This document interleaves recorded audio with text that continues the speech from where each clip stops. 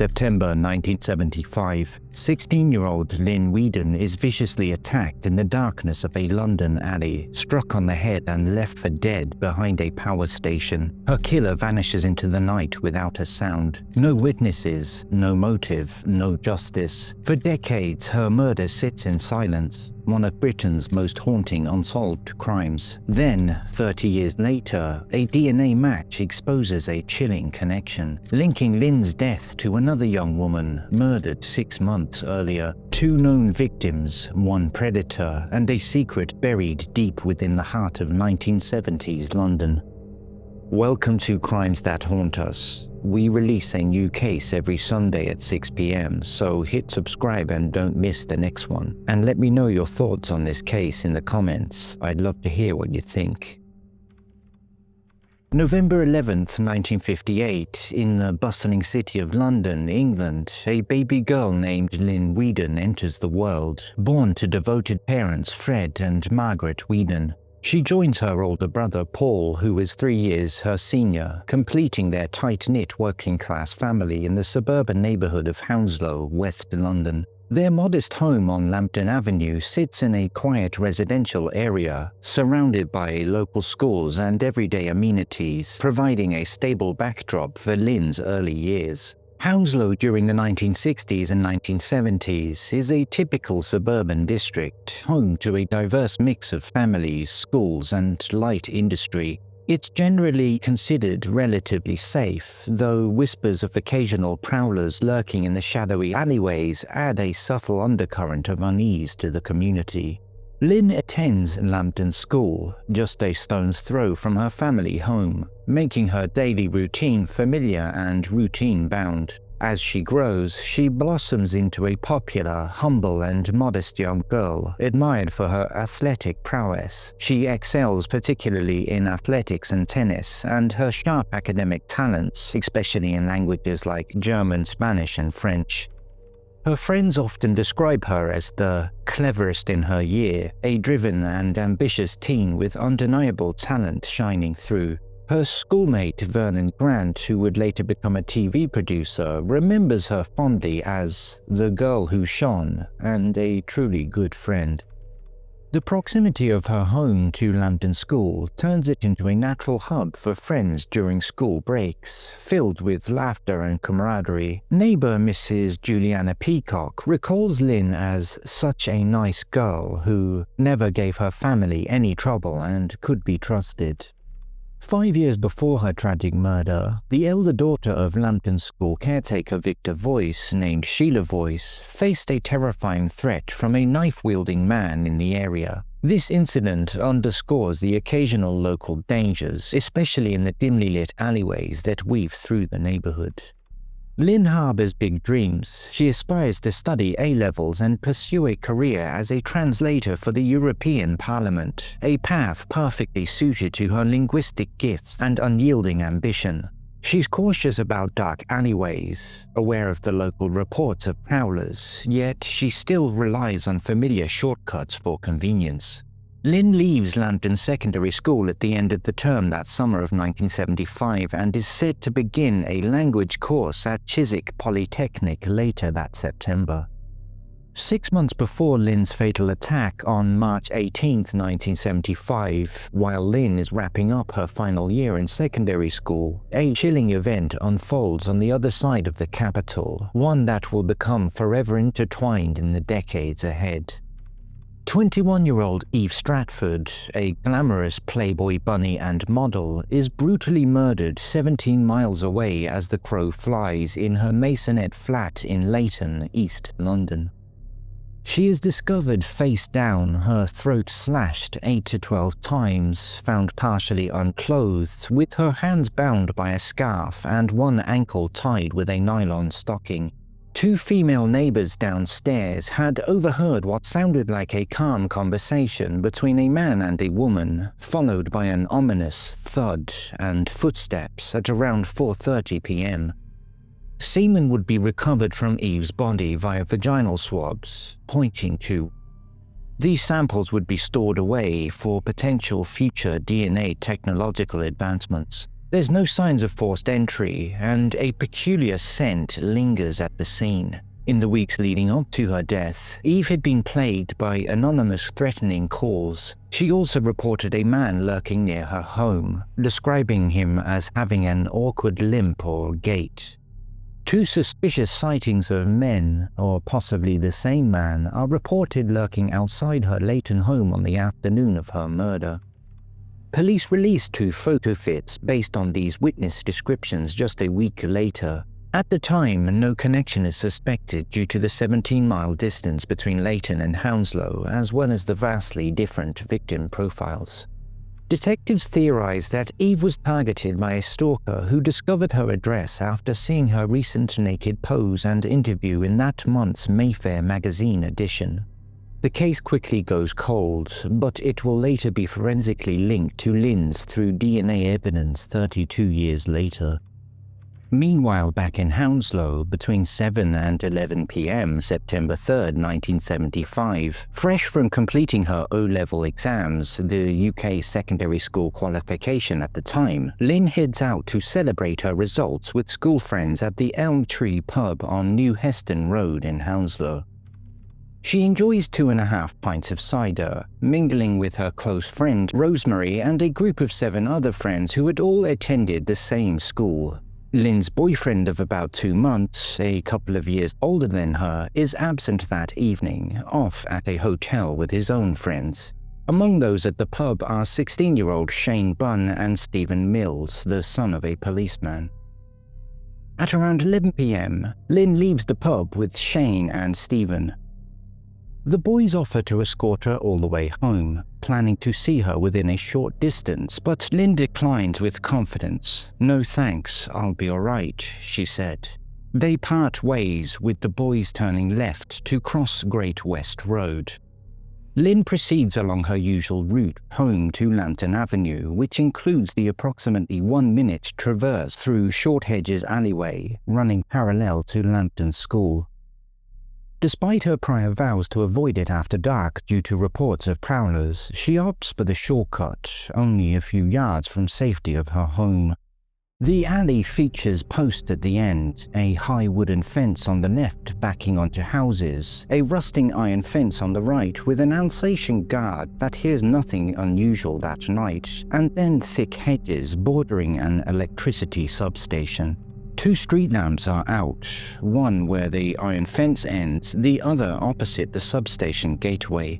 It's a pitch-black night with no moon, no stars, and an overcast sky shrouding everything in darkness. The attack would unfold just mere yards from her own front doorstep.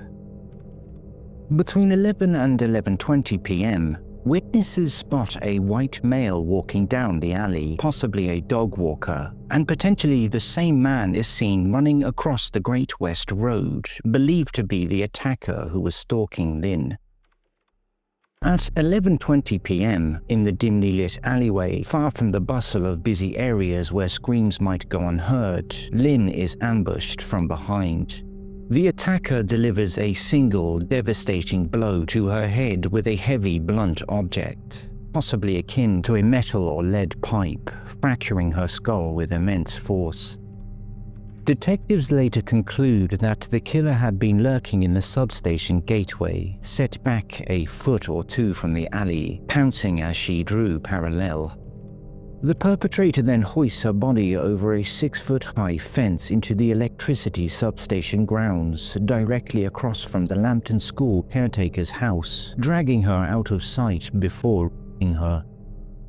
Semen is left on her clothing and body. There are no signs of defensive wounds, suggesting she was immediately incapacitated. The motive is clearly sexual. No robbery occurs. She is left half-naked, unconscious, and exposed from the waist down, with her panties stuffed into her mouth. Friend Shane Bunn later reflects with regret, "If only we had gone that last stretch with her." But before the boys had even reached the other side of Great West Road, Lynne lay dying at the hands of this savage fiend. At approximately 1 a.m., retired BBC producer Bernard Andrews is flagged down by a hitchhiker near the Sutton Lane junction with the Great West Road in Hounslow. Mr. Andrews pulls over and asks where the man is headed. The hitchhiker, appearing very agitated, replies, "The West Country," but his unease prompts Mr. Andrews to decline giving him a lift.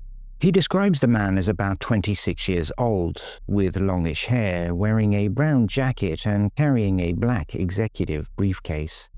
The very next day, upon seeing the news of the murder, Mr. Andrews contacts the police. A photo fit is created, but the outcome of this witness sighting lead remains unknown as Mr. Andrews hears nothing from the police thereafter.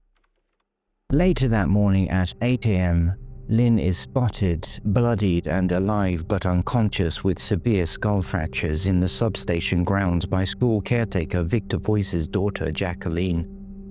The 17-year-old sees her from the kitchen window and alerts her mother, who in turn calls her husband.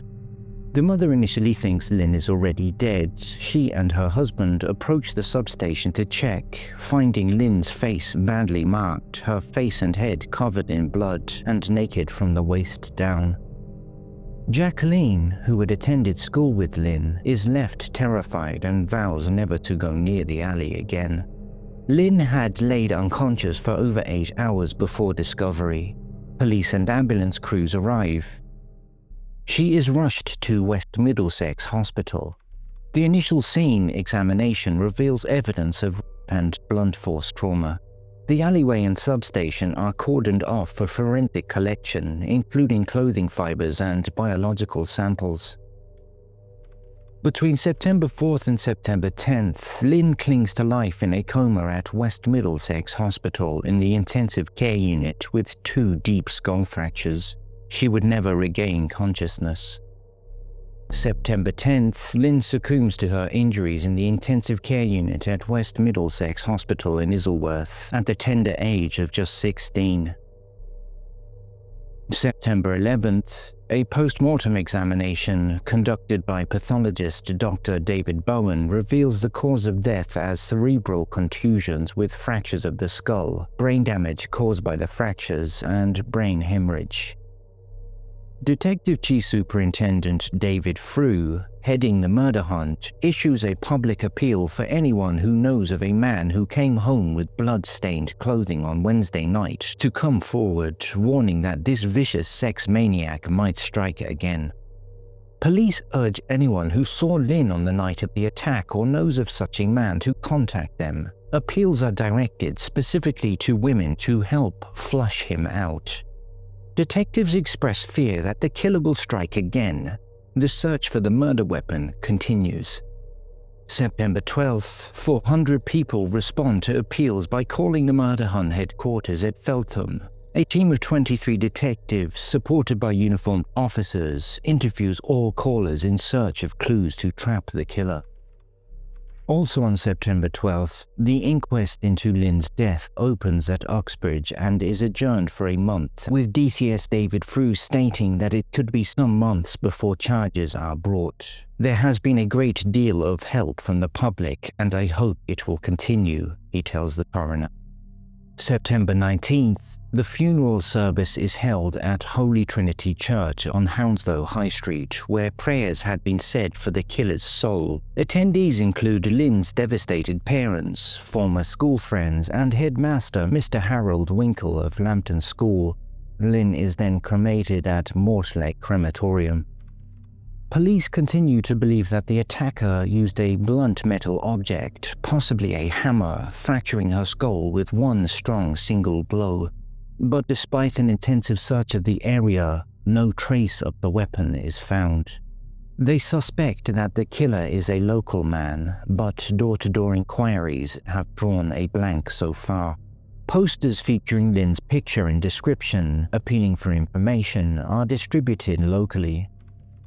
Detectives extend door-to-door questioning, and they add 6 further detectives to the 25-strong team. 750 statements have been taken so far. Detectives re-emphasize that the killer is local and could strike again, as such attacks are rarely one-off incidents. From September 1975 to 1976, the Metropolitan Police launched a full homicide inquiry under the Homicide and Major Crime Command. Further door-to-door canvassing in Hounslow produces witness descriptions of a white male suspect, aged between 17 to 30, who likely has local knowledge of the alleyway. The forensic evidence gathered at the time includes the semen samples, but 1970s DNA technology is rudimentary, so no profiles are created. On October 10, 1975, police investigate two other sexually motivated attacks, stating that they may have no link to Lynne's, but highlighting that sexually motivated offenders remain at large in the area. One involves a 19-year-old lady walking from the Osterley tube station along the Great West Road at around 10 p.m.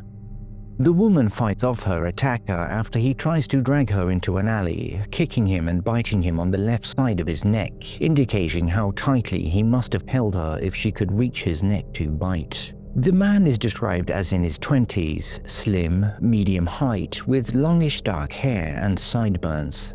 The other attack targets a 17-year-old girl in Chiswick. She is walking along an alleyway between Wellesley Road and Chiswick Village when attacked from behind by a man who throws her to the ground and sexually assaults her, all while keeping his hand over her mouth to prevent any noise. Meanwhile, Lynne Weedon's case grows colder, with no suspected links to Eve Stratford's murder at the time. Lynne's family, particularly her mother Margaret, embarks on a lifelong quest for answers, describing it as a true life sentence. February 6, 1976, police intensify the hunt for a man who indecently assaulted two women in Isleworth, 1 mile from Lynne's attack site, possibly linked to her killer. He is suspected of other assaults over 3 years, including subways under the Great West Road. In one assault, he threatens with a knife. The first victim is an 11-year-old schoolgirl in an alley between Great West Road and Northumberland Avenue at around 8:45 p.m. on Monday, February 2nd. A man had jumped down from the bank and assaulted her. The second is a 26-year-old woman in a pathway between Mill Platt and North Street at 6:10 p.m. on Thursday, February 5th, attacked from behind, threatened with a knife, but she fights back, kicks him, and he flees.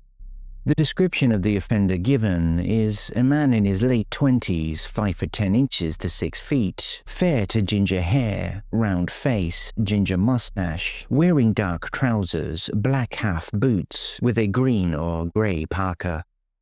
There is also a possible link to two indecent exposures on January 8, 1976. One in Quaker Lane and another in an alleyway between Ridgeway Road North and the Great West Road, but there's a height discrepancy, with this offender described as 5 foot 4 inches wearing a grey anorak or parka with a hood. Brentford detectives questioned two suspects, but both of these were eliminated. Appeals go out for information on similar unreported incidents, but these efforts yield no breakthroughs. In April 1977, detectives draw comparisons between Lynne's murder and that of Carl Vidler, killed on April 14, 1977, in Hornchurch, Essex, about 30 miles away. Carl suffers over 20 blows to her head and face with an axe or hammer, the ferocity suggesting a mentally deranged killer covered in blood. DCS Michael Richards warns of a potential repeat attack.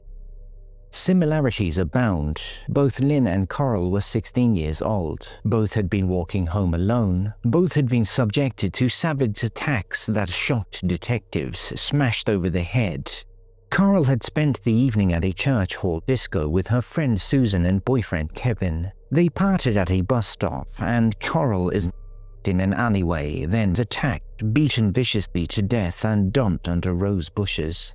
This line of inquiry is pursued but yields no linkage.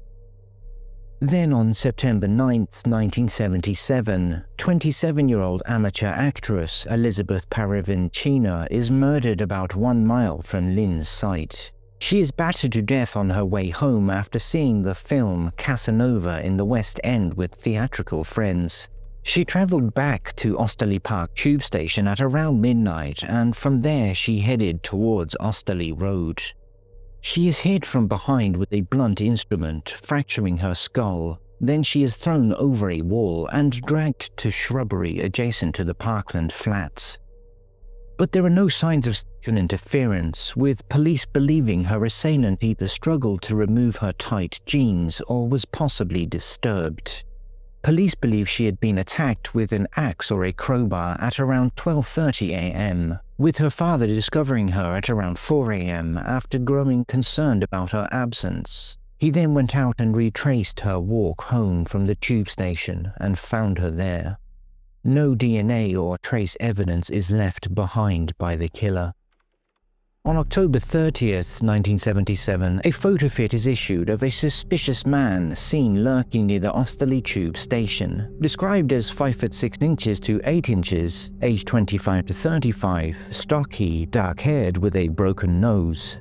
Detectives suspect he is the same man as Lynne Weedon's killer, but this case too falls into the realm of the cold case files.